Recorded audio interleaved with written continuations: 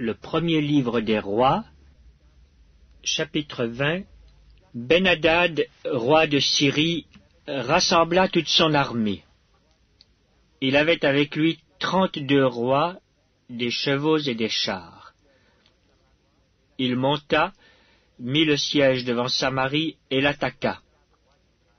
Il envoya dans la ville des messagers à Akab, roi d'Israël, et lui fit dire: Ainsi parle Ben-Hadad.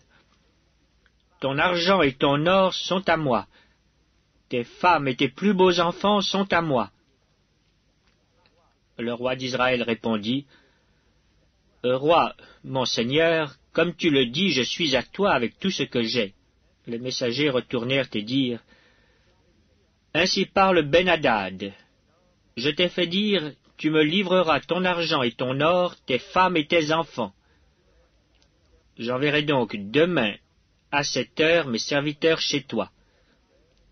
Ils fouilleront ta maison et les maisons de tes serviteurs, ils mettront la main sur tout ce que tu as de précieux, et ils l'emporteront. Le roi d'Israël appela tous les anciens du pays, et il dit: Sentez bien et comprenez que cet homme nous veut du mal, car il m'a envoyé demander mes femmes et mes enfants, mon argent et mon or, et je ne lui avais pas refusé. Tous les anciens et tout le peuple dirent à Akab: Ne l'écoute pas et ne consens pas. Et il dit au messager de Ben-Hadad: Dites à mon seigneur le roi, je ferai tout ce que tu as envoyé demander à ton serviteur la première fois. Mais pour cette chose, je ne puis pas la faire. Les messagers s'en allèrent et lui portèrent la réponse. Ben-Hadad envoya dire à Akab: Que les dieux me traitent dans toute leur rigueur, si la poussière de Samarie suffit pour remplir le creux de la main de tout le peuple qui me suit. Et le roi d'Israël répondit: Que celui qui revêt une armure ne se glorifie pas comme celui qui la dépose. Lorsque Ben-Hadad reçut cette réponse, il était à boire avec les rois sous les tentes, et il dit à ses serviteurs: Faites vos préparatifs. Et ils firent leurs préparatifs contre la ville. Mais voici, un prophète s'approcha d'Akab, roi d'Israël, et il dit: Ainsi parle l'Éternel. Vois-tu toute cette grande multitude? Je vais la livrer aujourd'hui entre tes mains, et tu sauras que je suis l'Éternel. Akab dit: Par qui? Et il répondit: Ainsi parle l'Éternel. Par les serviteurs des chefs des provinces. Akab dit: Qui engagera le combat?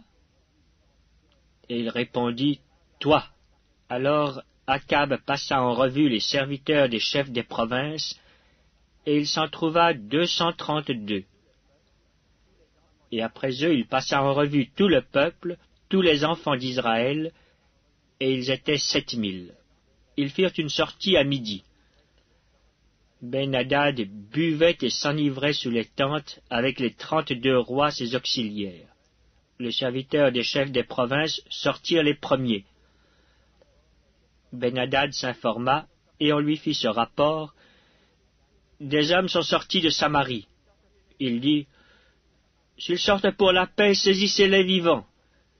Et s'ils sortent pour le combat, saisissez-les vivants. Lorsque les serviteurs des chefs des provinces et l'armée qui les suivait furent sortis de la ville, chacun frappa son homme, et les Syriens prirent la fuite. Israël les poursuivit. Ben-Hadad, roi de Syrie, se sauva sur un cheval avec des cavaliers. Le roi d'Israël sortit, frappa les chevaux et les chars, et fit éprouver aux Syriens une grande défaite. Alors le prophète s'approcha du roi d'Israël et lui dit: Va, fortifie-toi, examine et vois ce que tu as à faire, car au retour de l'année, le roi de Syrie montera contre toi. Les serviteurs du roi de Syrie lui dirent: Leur Dieu est un Dieu de montagne, c'est pourquoi ils ont été plus forts que nous. Mais combattons-les dans la plaine, et l'on verra si nous ne serons pas plus forts qu'eux. Fais encore ceci. Ôte chacun des rois de son poste, et remplace-les par des chefs. Et forme-toi une armée pareille à celle que tu as perdue, avec autant de chevaux et autant de chars. Puis nous les combattrons dans la plaine, et l'on verra si nous ne serons pas plus forts qu'eux. Il les écouta et fit ainsi. L'année suivante, Ben-Hadad passa les Syriens en revue et monta vers Aphek pour combattre Israël. Les enfants d'Israël furent aussi passés en revue. Ils reçurent des vivres, et ils marchèrent à la rencontre des Syriens. Ils campèrent vis-à-vis d'eux, semblables à deux petits troupeaux de chèvres, tandis que les Syriens remplissaient le pays. L'homme de Dieu s'approcha et dit au roi d'Israël, « Ainsi parle l'Éternel.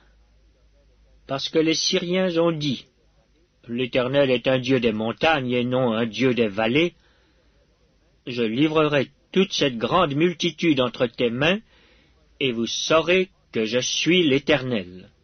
Ils campèrent 7 jours en face les uns des autres. Le 7e jour, le combat s'engagea, et les enfants d'Israël tuèrent aux Syriens 100 000 hommes de pied en un jour. Le reste s'enfuit à la ville d'Aphek, et la muraille tomba sur 27 000 hommes qui restaient. Ben-Hadad s'était réfugié dans la ville, où il allait de chambre en chambre. Ses serviteurs lui dirent, « Voici, nous avons appris que les rois de la maison d'Israël sont des rois miséricordieux.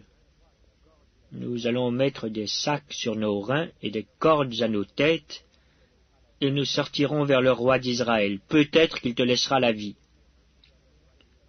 Ils se mirent des sacs autour des reins et des cordes autour de la tête, et ils allèrent auprès du roi d'Israël.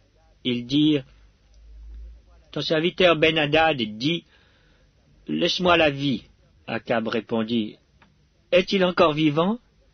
Il est mon frère. » Ces hommes tirèrent de là un bon augure, et ils se hâtèrent de le prendre au mot et de dire, « Ben-Hadad est ton frère. » Et il dit, « Allez, amenez-le. » Ben-Hadad vint vers lui, et Akab le fit monter sur son char. Ben-Hadad lui dit, « Je te rendrai les villes que mon père a prises à ton père, et tu établiras pour toi des rues à Damas, comme mon père en avait établi à Samarie. » Et moi, reprit Akab, je te laisserai aller en faisant une alliance. Il fit alliance avec lui et le laissa aller. Un des fils des prophètes dit à son compagnon, d'après l'ordre de l'Éternel, « Frappe-moi, je te prie. » Mais cet homme refusa de le frapper. Alors il lui dit, « Parce que tu n'as pas obéi à la voix de l'Éternel, voici, quand tu m'auras quitté, le lion te frappera. » Et quand il l'eut quitté, le lion le rencontra et le frappa. Il trouva un autre homme, et il dit, « Frappe-moi, je te prie. » Cet homme le frappa et le blessa. Le prophète alla se placer sur le chemin du roi, et il se déguisa avec un bandeau sur les yeux. Lorsque le roi passa, il cria vers lui et dit, « Ton serviteur était au milieu du combat, et voici un homme s'approche et m'amène un homme en disant, « Garde cet homme. S'il vient à manquer, ta vie répondra de sa vie, ou tu paieras un talent d'argent. » Et pendant que ton serviteur agissait çà et là, l'homme a disparu. Le roi d'Israël lui dit, « C'est là ton jugement, tu l'as prononcé toi-même. » Aussitôt le prophète ôta le bandeau de dessus ses yeux, et le roi d'Israël le reconnut pour l'un des prophètes. Il dit alors au roi, « Ainsi parle l'Éternel. Parce que tu as laissé échapper de tes mains l'homme que j'avais dévoué par interdit, ta vie répondra de sa vie, et ton peuple de son peuple. » Le roi d'Israël s'en alla chez lui, triste et irrité, et il arriva à Samarie.